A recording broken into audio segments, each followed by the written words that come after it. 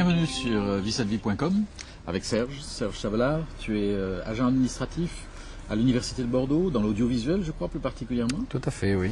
Ta vie t'a mené à travers un long périple de recherche de sens, comme beaucoup d'entre nous, il faut le dire. Hein. Malheureusement, cette recherche a commencé par un temps difficile, une rupture. Voilà, une rupture affective qui a fait que ma vie s'est écroulée. Je suis tombé vraiment dans une profonde dépression. Et donc qui m'a amené aussi à réfléchir sur le sens de ma vie et à considérer que ce sur quoi j'avais construit ma vie, en fait, s'écroulait. Et donc, qu'il y avait peut-être un autre sens à la vie. Et aussi où j'avais une quête de recherche de bonheur. Donc je me suis tourné vers le yoga, qui je connaissais un petit peu ce qu'il pouvait m'apporter au niveau du bien-être, au niveau de la maîtrise de soi, de cette recherche de bonheur. Hein. Donc j'ai commencé à pratiquer le yoga, j'ai avancé très vite dans cette pratique, ça m'a apporté des choses, vraiment je ne peux pas le nier, c'était très bien. Et au bout de quelques temps, donc mon professeur de yoga m'a confié un cours dans une MJC, donc j'ai commencé à l'enseigner aussi, donc c'était encore plus motivant et j'étais vraiment engagé dans cette voie. Voilà, Mais on pourrait supposer alors que si tu commençais à donner des cours, c'est que toi tu avais trouvé une pleine satisfaction dans cette voie. Oui, dans un premier temps, oui, mais quand même, il me manquait quelque chose. Au bout de quelques années, j'avais quand même au fond de moi envie de quelque chose. Il me manquait quelque chose et c'était pas pleinement satisfaisant, ça c'est sûr. Hein. Donc j'ai entrepris une thérapie analytique auprès d'un psychiatre en même temps, parallèlement, où là donc c'est plutôt avec les mots. Voilà, donc une recherche aussi de connaissance de soi et puis aussi de décharge émotionnelle, hein, d'essayer de. Donc j'ai mené ça parallèlement et toujours insatisfait, profondément insatisfait, toujours à la recherche de sens, à la recherche de mieux-être dans la vie. Et curieusement, je crois que c'est dans le cadre de ton travail que tu as été mis en contact avec quelqu'un qui allait peut-être bousculer un peu tout ça. Oui, un scientifique, un physicien nucléaire. Alors ça m'a vraiment étonné parce que j'ai plutôt l'esprit cartésien. J'avais tendance à opposer Dieu et la science. Ce Dieu que j'avais rejeté, que je ne connaissais pas, mais que j'avais rejeté parce qu'il n'avait rien fait pour moi, ou plutôt l'image que j'en avais. Alors le fait que ça soit un scientifique qui m'en parle, c'est vrai que ça a attiré mon attention, ça méritait vraiment une écoute. Et j'étais intéressé par ce qu'il disait. Il avait la foi en Jésus-Christ, il m'a témoigné de sa foi en Jésus-Christ. Et vraiment, j'étais attiré par ce qu'il vivait, parce que moi, je ne l'avais pas. Je voyais bien qu'il y avait quelque chose que je n'avais pas, avec mes pratiques de yoga, de méditation, des années de pratique, de thérapie analytique. C'est sûr que j'avais envie de ce qu'il vivait quand même. Bon, ça c'est bien, mais est-ce que ça a suffi ?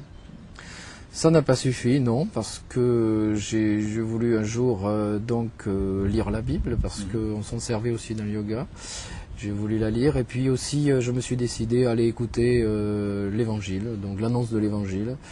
Et là, la première fois que j'ai entendu l'évangile annoncé, je me suis dit, dans mon cœur, mais si vraiment ce Dieu-là existe, que j'entends prêcher, si vraiment, je lui ai dit, révèle-toi à moi, si tu existes, révèle-toi à moi, je veux te connaître. Voilà. Et dans les jours qui ont suivi, j'ai reçu vraiment à l'intérieur de moi une paix que je ne connaissais pas, une joie que je ne connaissais pas, un bonheur vraiment, et une libération, comme si un fardeau sautait de moi, je me sentais vraiment libéré. Et une nouvelle vie commençait pour moi, un autre point de départ. Et d'ailleurs, je l'ai témoigné devant mon psychiatre qui a reconnu ce que je vivais. Et je lui ai dit moi-même, je me sens renouvelé de l'intérieur, de nouvelles capacités à aimer. Et je crois que j'aurais plus besoin de venir vous voir très bientôt. Et je suis quand même venu un petit peu voir si c'était pas qu'une émotion, qu'un moment émotionnel, et il était d'accord, et on a vu ça ensemble. Mais après, je n'ai plus eu besoin de venir le voir. Et c'était il y a combien de temps tout ça ? Il y a 9 ans. Il y a 9 ans déjà. Voilà, et ça dure toujours. Bah oui, j'ai pas envie de retourner en arrière. J'imagine bien. Avec toute une guérison aussi au niveau affectif et dans ta vie. Oui, tout à fait. Alors, j'ai vraiment fait la différence entre ce que j'ai pu trouver dans le yoga et dans la thérapie analytique, qui m'ont aidé parce que je ne connaissais que ça.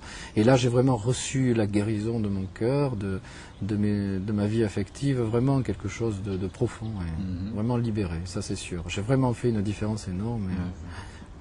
Peut-être une dernière question. Quelle est la différence fondamentale, en quelques mots, entre le principe de base du yoga et celui de la Bible et de la méditation biblique? Parce qu'on parle aussi de méditation dans la Bible.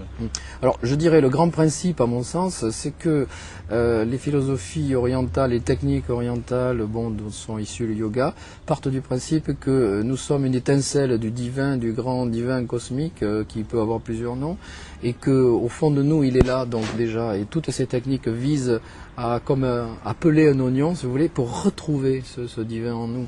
Et la grande différence, c'est que si nous sommes créés par Dieu, nous sommes différents de lui. Et ce que j'ai expérimenté, c'est vraiment, j'ai expérimenté la vie de Dieu qui vient en moi. Je crois que c'est Jésus qui dit, je suis à la porte et je frappe, celui qui ouvre, j'entrerai. En fait, c'est ça que j'ai vécu. Je peux le dire maintenant avec des mots, mais à l'époque, je le vivais sans savoir exactement, voilà. Peut-être le tout dernier mot, justement une parole de Jésus que tu partages avec moi tout à l'heure, qui a vraiment marqué ta vie, qui résume peut-être bien ta découverte.